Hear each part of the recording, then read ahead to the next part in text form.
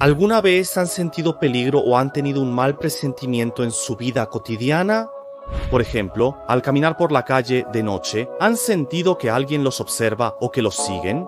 Puede que algunos de ustedes hayan sido víctimas de acoso, y esto no es algo que solo les pase a las mujeres. Esta vez hablaremos sobre el acoso. Esto ocurrió antes de que se establecieran las leyes de regulación. Se puede decir que fue un incidente provocado por comportamientos de cortejo.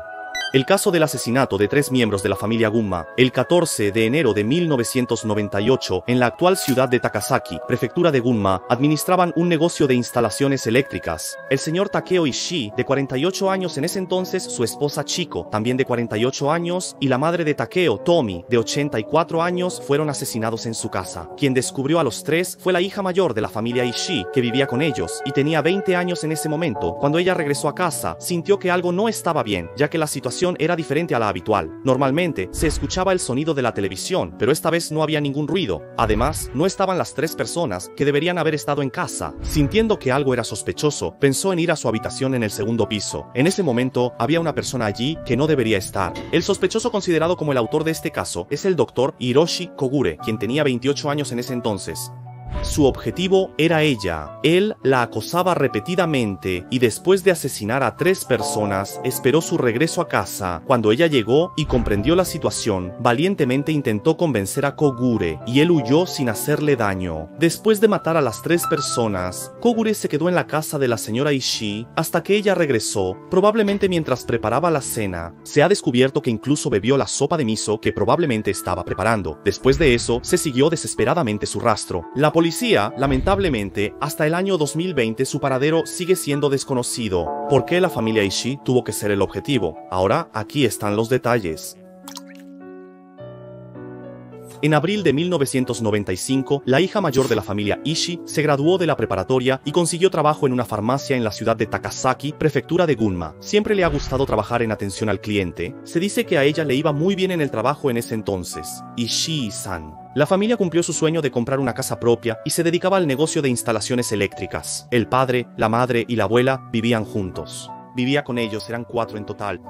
Alrededor de febrero de 1996, un hombre de la empresa de transporte que entregaba mercancía 2 veces por semana en la farmacia donde ella trabajaba, ese era Kogure. No hablaban mucho, solo tenían una relación laboral. Ella pensaba que Kogure era una persona callada pero trabajadora. Sin embargo, por otro lado, Kogure se enamoró de ella a primera vista y empezó a sentir interés por ella. Pasó un tiempo y un día, cuando ella fue a jugar boliche, invitada por una compañera de trabajo, sucedió algo. No se sabe si fue coincidencia o no. Ahí también estaba Kogure. Mientras conversaban sin ninguna intención especial, ella mencionó que su pasatiempo era conducir autos, y Kogure dijo que compartía el mismo pasatiempo. A diferencia de cuando estaban en el trabajo, Kogure hablaba con mucha soltura. Ella sintió que algo era diferente, pero más tarde entendería la razón de eso.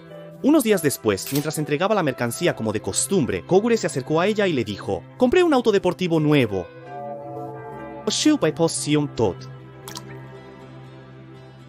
A raíz de esto, Kogure la invitó a salir en su día libre. Kogure empezó a invitarla con insistencia. Ella se sentía incómoda por las repetidas invitaciones, pero como tenían una relación laboral, las rechazaba amablemente. Sin embargo, finalmente, Kogure llevó su obsesión a la acción. La siguió cuando regresaba a casa, averiguó su dirección y, basándose en esa información, buscó su número de teléfono y comenzó a llamarla. Hoy en día, esto se consideraría claramente acoso, lo que comúnmente llamamos stalking, pero como mencioné antes, lamentablemente, en ese entonces no existía ninguna ley en Japón que castigara el acoso, así que no había forma de detenerlo legalmente. Kogure estaba confundido y preocupado. Finalmente, ella cedió y aceptó salir con él una sola vez, pero esto solo hizo que los sentimientos de Kogure se intensificaran aún más. Kogure empezó a llamarla por teléfono todas las noches. Ella no le contó nada sobre Kogure a sus padres porque no quería preocuparlos. Además, para ese entonces ya había empezado a salir con otro hombre y hasta lo había presentado a su familia. Ella rechazaba las invitaciones de Kogure y poco a poco se fue cansando tanto física como mentalmente. Entonces, ocurrió algo que la hizo sentir aún peor. Su papá le dijo que Kogure había ido a visitarla a su casa. Fue alrededor de agosto de 1997. Ella dudaba en actuar debido a su trabajo, pero al final habló con el gerente de la tienda y le pidió que, durante las entregas, ella y Komuro no se encontraran cara a cara. Gracias a la cooperación del gerente y de sus compañeros de trabajo, Komure ya ni siquiera podía hablarle y poco a poco también dejaron de llamar a su casa. Por fin, ella pensó que su vida tranquila había regresado. Sin embargo, Komure no se había rendido. Aproximadamente un mes antes del incidente, alrededor de diciembre de 1997, después de casi 2 años desde que ella empezó a trabajar, en una ocasión, cuando estaba a punto de cumplir 20 años, un día, Komure, vestido de ropa casual, apareció en la farmacia donde ella trabajaba. El gerente, alarmado, se acercó rápidamente a Komure y le dijo que ella estaba realmente asustada.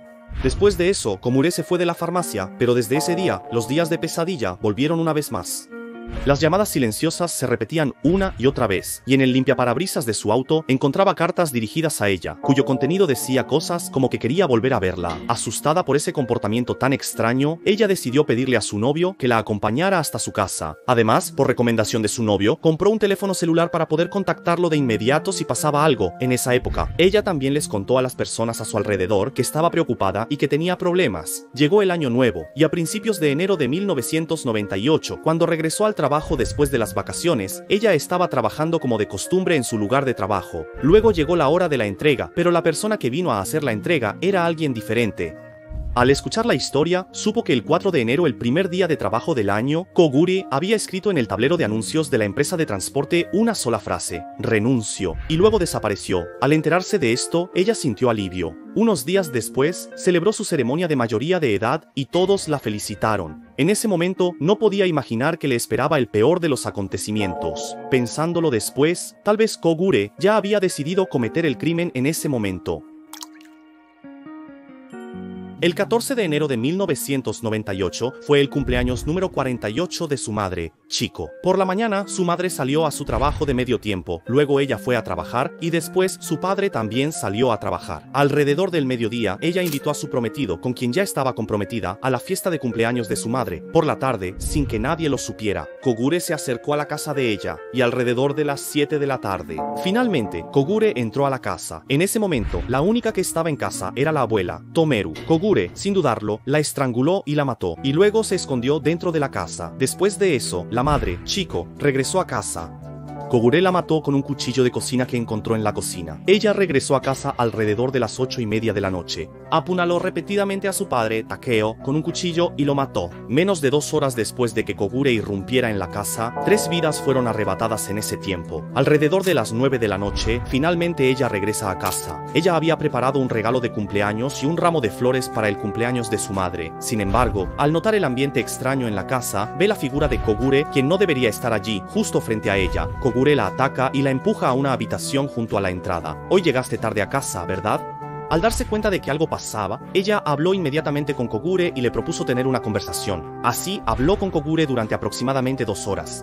Al principio, Kogure estaba alterado, pero después de un rato se calmó. Alrededor de las 10:40 de la noche, sin hacerle daño a ella, subió tranquilamente al auto y se fue. Ella llamó inmediatamente al 911 y buscó a su familia, pero terminó encontrando a los 3 en un estado lamentable. La policía siguió de inmediato los pasos de Kogure. Al día siguiente, solicitaron una orden de arresto contra Kogure por sospecha de asesinato. Emitieron una orden de búsqueda nacional y continuaron rastreando su paradero.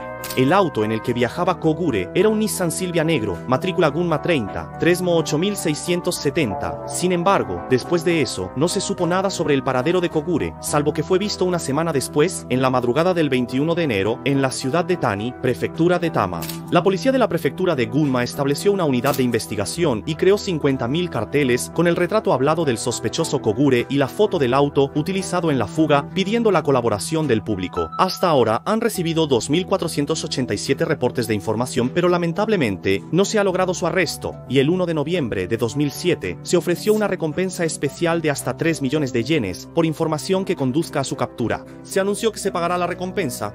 Se especula que pudo haberse suicidado, ya que no ha habido movimientos en la cuenta bancaria a nombre del sospechoso Kogure desde el incidente, y tampoco se ha encontrado el vehículo de fuga. Sin embargo, tras investigar lagos y otros lugares dentro y fuera de la prefectura de Gunma, no se ha encontrado nada. Yo creo que sigue vivo, tal vez viviendo como una persona completamente diferente. Creo que es más probable esa posibilidad. Lo más importante en este caso es no olvidarlo, no dejar que se desvanezca con el tiempo. No hay asuntos de apelación debido al cargo de homicidio. Hasta el año 2020, la sede de investigación sigue buscando el paradero de Komure con un equipo de 58 personas. Ella, que se convirtió en familiar de la víctima, en ese momento sentía mucho miedo en su corazón. Ella cuenta que se quedó en shock, preguntándose por qué sus padres y su abuela no estaban en casa, y que incluso pensó en suicidarse, creyendo que si ella no hubiera estado allí, su familia seguiría viva. Además, el 14 de enero de 2020, 22 años después del incidente, a la edad de 42 años, ella accedió a una entrevista. Siento que estos 22 años han pasado muy rápido. Casi toda mi vida ha sido destruida, sin sabor, sin sentido. Tal vez fue porque el tiempo se sintió tan largo, pero aún así seguí viviendo. Busqué un significado, traté de mirar hacia adelante y así he pasado mis días. Actualmente, el caso sigue sin resolverse. El tiempo no se ha detenido y sigue avanzando. Más que nada, deseo de todo corazón que encuentren al culpable. Sobre el motivo del crimen de Kogur, una teoría dice que fue porque se enteró del matrimonio de su novia, pero en cualquier caso fue por su propia distorsión. No hay duda de que actuó por celos y posesividad. Realmente no puedo perdonarlo. Espero que encuentren a Kogure lo antes posible y que reciba el castigo que merece. Deseo la felicidad de la familia de la víctima y lo mejor para ella en el futuro. De todo corazón, espero que haya aunque sea un poco de felicidad en su vida. Eso es todo por esta ocasión. Muchas gracias por vernos.